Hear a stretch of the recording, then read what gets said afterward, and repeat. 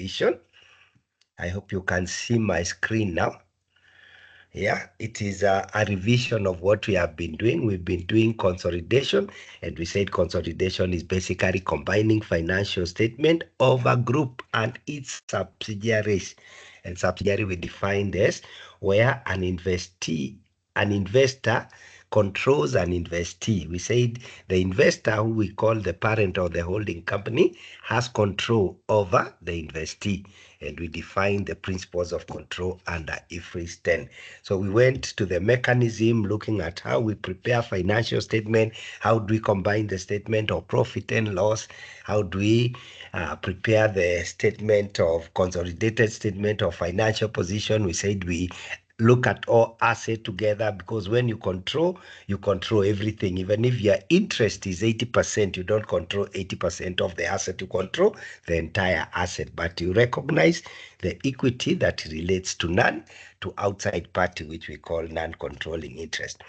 So the assumption at the time was that the acquisition of or the control was happening at the beginning of the financial period.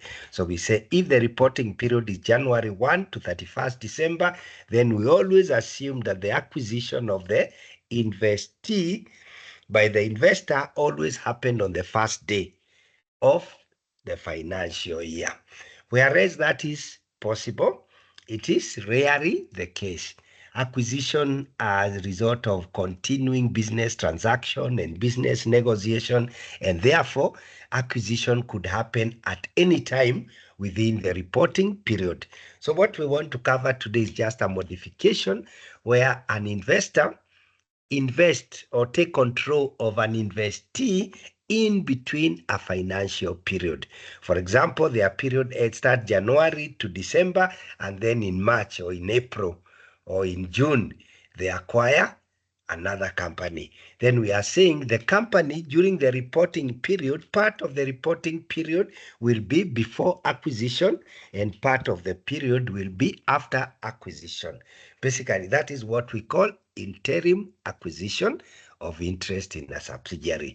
So it's basically as a parent or a holding company acquiring a subsidiary in between financial period, not at the beginning, not at the end, somewhere in between. Okay, we call it module 7. I think we've done quite some module from IFRS 3, IFRS 13, IFRS 3. Then we did IFRS 10. I think, I don't know why is it 7, but don't worry. The notes I used for the full-time were a little bit different or a bit outdated. So I've just, I updated these notes, I think, on Thursday. Yeah, so they are a little bit different from what is on e-learning, but that's what we will use today. So you are the first persons to see the updated notes for 2024. Okay, so having said that, we now just say, in general, overview. Remember, we said when we are doing the statement, for example, when we are doing we consolidate or we combine financial statements as consolidated financial statement only from the date of acquisition. And we say the date of acquisition under IFRS 10 is a significant date. So we are saying if they acquire, then we are saying when a subsidiary is acquired during a fiscal period, that is between two reporting period, the result of the subsidiary, the investee are only consolidated for the portion of the year that the subsidiary is under the control of the parent. So if a company acquires another one in July, then we only consolidate that subsidiary results and performance only from July, although the financial period may be for the full year. And of course, in the past, we were adding, if we are doing the statement of profit and loss, we were saying what is the revenue of the parent, what is the revenue of the subsidiary. Now we will be saying what is the revenue of the parent. The parent is a parent the whole year, but the subsidiary now, we have to split the expenses and the revenue and the expenses for the post and pre-acquisition period. Then we only consolidate only the performance or the transactions and events that relate to the period after the date of acquisition. Basically, in a graphical way, we are basically saying if this is a pictorial picture of how from the beginning of the fiscal year or financial year as we normally know it in Africa to the end of the financial year, if acquisition happened in between. So you can see there is net income of the subsidiary for the full year, but we are only going to consolidate only that portion that is a post-acquisition, only from the date of acquisition going forward. So what happened the period before the acquisition, which is also operation, which is also a performance of the current year, will be treated as equity at the date of acquisition. And we shall look at one example that will really help us understand it. Okay, if there is any question, please, you can stop me. So the first, I think the most common things, what I've seen, normally the biggest difference when it comes, other than in the statement of financial position, when a subsidiary is acquired in midstream the year, what changes is the equity at the date of acquisition, because we are saying there will be retained earning at the end of the year. Then there is profit that relates to the portion before the acquisition, which we must calculate and add to the equity as at the date of acquisition. Other than that, there isn't really much in terms of the statement of financial position. But we shall look at it and we shall do a comprehensive example, and then we shall be able to understand this. But the critical thing, particularly in the statement of profit or loss and other comprehensive income, is that we must always divide the post and the pre-acquisition revenues and expenses and only consolidate the post-acquisition revenues and expenses of the subsidiary. Of course, the pre-acquisition, when we are doing at the date of acquisition, remember using IFRS 3, we'll have determined our initial recognition of NCI, and then a portion of the income or the profit that is attributable, that is earned by the subsidiary, is attributable to the NCI. And we said we cannot be saying we are doing a consolidated statement of profit and loss and miss the extension. And I keep saying this, but I think it keeps falling into deaf ears. When I was marking test, I saw people having consolidated statements, but they don't have the extension. So they work out what the group consolidated profit is, and then they don't do the extension. And I said that is one of the criteria to know whether somebody really understands a consolidated statement or not. And they were free half a mark. I think they were up to 2 marks in terms of showing the extension, showing that this is profit for the year, how much is for the group, how much is for the NCI. Then you add other comprehensive income, you have the total, then you say of the total, how much is for the group and how much. So we are saying that is a standard when you are preparing a consolidated statement of profit and loss and other comprehensive income. Okay, so ideally we have said we have split. So to do the statement of profit and loss now, we'll add all the revenues and expenses of the parent for the entire year, because anyway it is the parent company, and then we add only the transaction expenses and revenues of the subsidiary from the date of acquisition. So if it's a year, we split the year. Then we know the pre and the post. The pre-acquisition, whatever the net gain there is, or the net income, we add it to the equity at the date of acquisition, and that amount is used in the computation of goodwill. Okay, so in a pictorial form, basically we are saying we add all the revenues and expenses of the parent company plus the post-acquisition revenues and expenses of the subsidiary. Other rules remain the same. For example, intra-company transaction must be eliminated. But we are saying if there was a transaction before the acquisition, is not an intercompany transaction.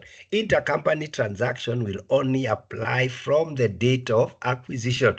If the two companies were trading with each other before, we treat those as independent transaction. They are not intercompany transaction. We only treat them as intercompany only from the date of acquisition. Okay.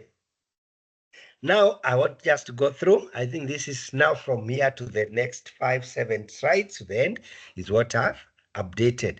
So I just decided I want to do under IFRS 10, what is the consolidation procedure or the steps to properly account for a newly acquired entity when there is. Of course, it's the same whether it is a whole year or half a year. The only thing is a mechanism of dealing with a mid-year acquisition. But it is important to always remember the steps of doing consolidation. So I just want to go to the step, and I'll go specifically to the steps of doing consolidated financial statement for a mid-year acquisition. So just like every time we said before, you can prepare a consolidated financial statement, and I don't want to repeat this, is assess control.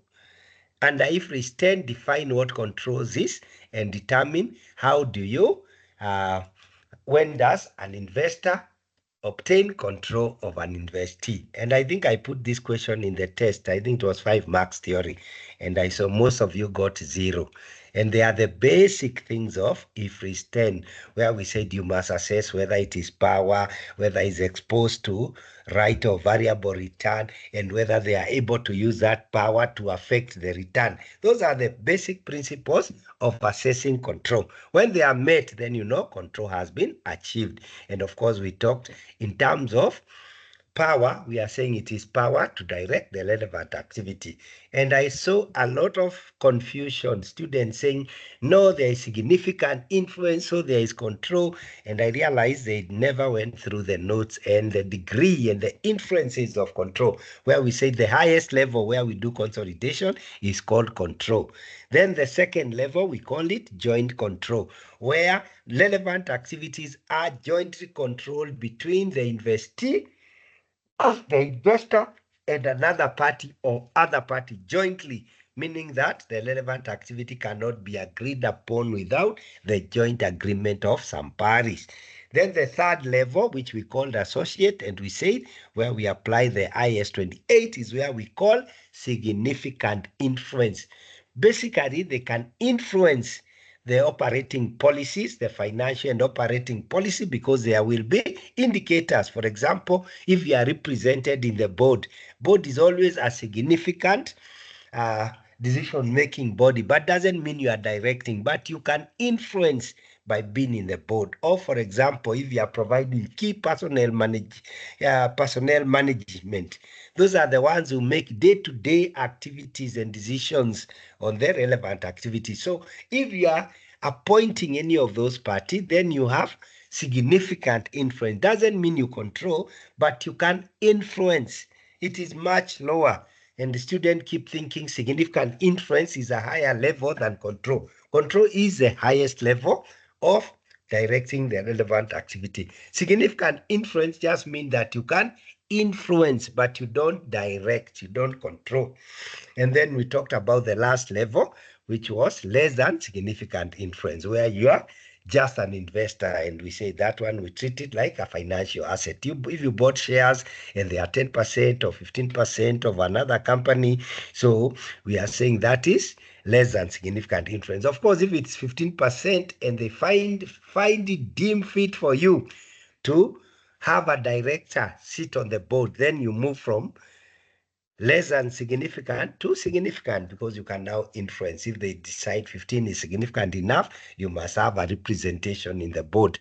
Then it is not less than significant. Less than significant, you are saying you have less than 20 and you have nowhere. You don't appoint key management personnel. You are not represented in the board of director. So you are basically outside there waiting for how they perform, and they give you dividend.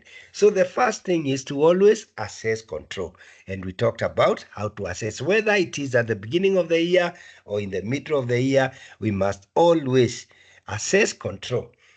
The second thing, and that is where now we differentiate, but it's the same thing. We say we must determine the acquisition date. I think we talked in detail about acquisition date and the importance of it.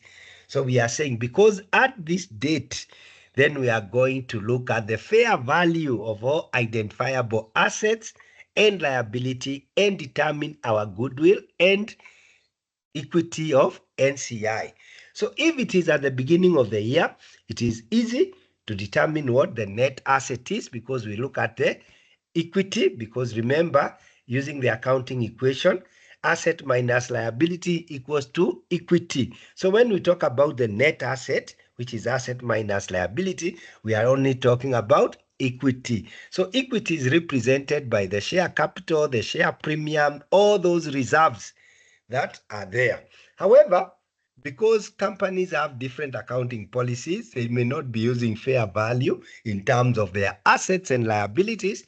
Under IFRS 3, we determine the fair value of those assets and liability, and therefore for consolidation purpose, we must make adjustment for any variation in the fair value of assets and liability from the carrying amount. Carrying amount are the amount reflected on the financial statement, to adjust those amounts to the fair value at the date of acquisition. So when it is mid-year, then we are going to say, if it is PPE, we are going to look at what was the fair value on the date of acquisition, not on the reporting date or at the beginning of the reporting period. So if there is subsequent depreciation, then it's only from the date of acquisition. So acquisition date is an important in determining how to do consolidated financial. The other one I've already explained, which was the fair value of asset and liability at the date of acquisition, the determination of NCI, and the calculation of goodwill or bargain, which again we talked in detail when we did IFRS 10. The fourth one now, which is now specific to what we are doing today, is partial year consolidation. Partial year is where we have said the subsidiary has been acquired in the middle of the reporting period.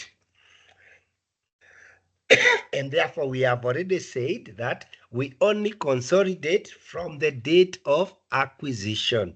So we are going to divide, since the financial report or the financial results of the subsidiary will be for the full year, that's what we will be given, which will be our responsibility before we do consolidation to split them, to say, okay, they sold 20,000, how much was sold before and how much of that 20 was sold after the acquisition. So the first step is to split the income and the expenses of the subsidiary between post and pre-acquisition period.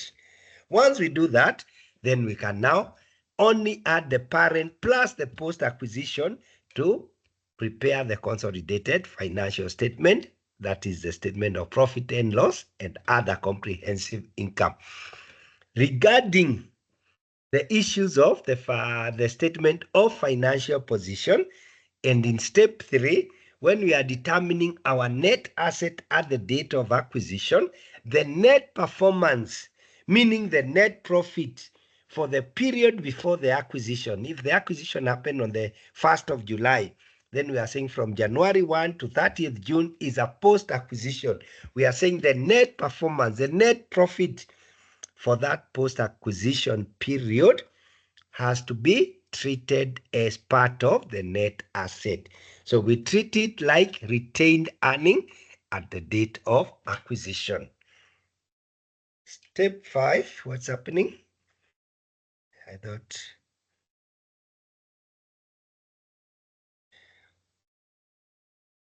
Okay, non-controlling interest. What's happening? Is it my setting? Let me... Maybe my settings. Okay. Sorry for... I think the previous slides were 10, so... We are in step 5, which again happened at the same time, which is what we always saw when we are measuring the fair value of asset and liability. We also, before we can determine goodwill, we have to determine how we determine our non-controlling interest. But the non-controlling interest, we said there are 2 methods. One, we call it the fair value method or the full method, and we call the other one proportionate of net asset or the partial method. And we say these are ideally to be consistent with IFRS 10, we should apply fair value approach, because after all, the asset reliability have been measured at their fair value, of course, with the exceptions that we did discuss under IFRS 10. So the best way would be basically to value NCI under the full method. However, the practice and the practicability is that it is not always easy to determine what the fair value is, because a lot of these business valuation are a lot of guesswork and assumption and difficult to tell. And but for a listed company, if they are determined by the shares, then we can determine easily, because we can know how many shares have we bought, how many shares are remaining, those which we did not buy are the non-controlling, and we can get a market. But for non-listed companies, where there is no market, there is no comparison, there is not another company similar to it, then it becomes a little bit difficult. And therefore, that is why the proportionate net asset was retained by the ISSB as a way of measuring NCI, particularly for where it is difficult to determine the valuation of the business. If you can also determine using the financial management models, and you know what the value is, then you can get still the proportionate. Ideally, the value should be the asset.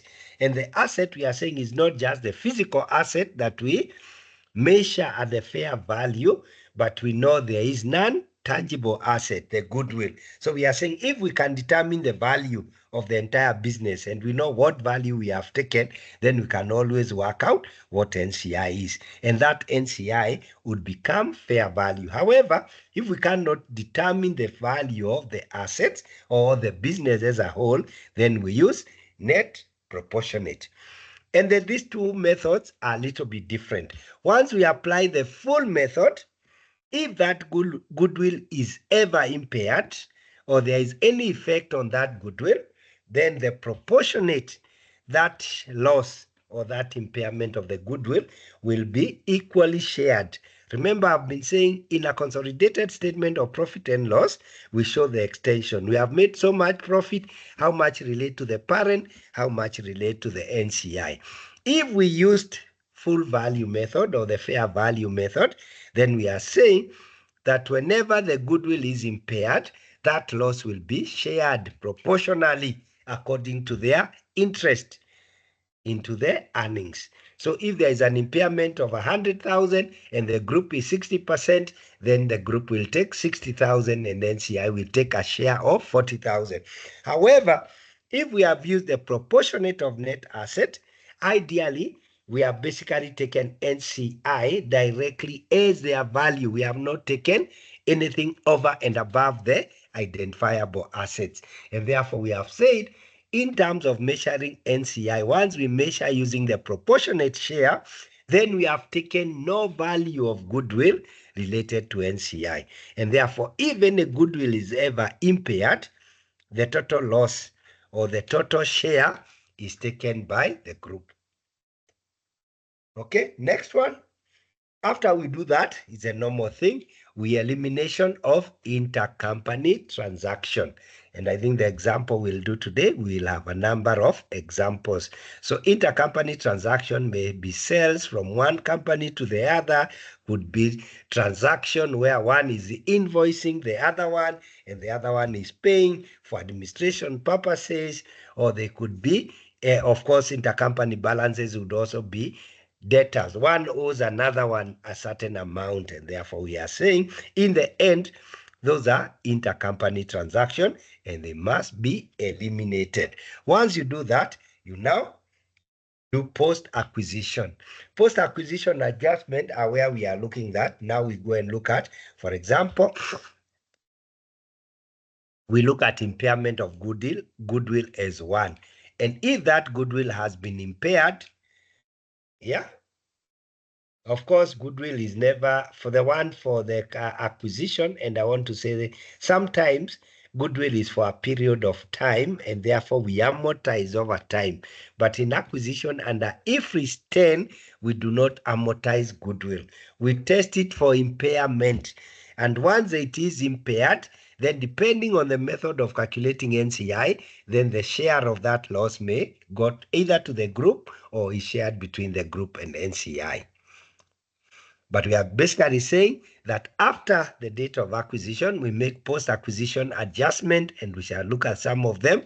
Like, for example, those, like we have seen, if there was sales, if the sale was to one company and the sale has been sold, we identify unrealized profit, we adjust those one, where one was invoicing another one, so it is taking a profit, the other one is taking an expense, we reverse those ones or we adjust those ones, then we combine as usual, because we said consolidation is about just addition, combining like items, and then that is it.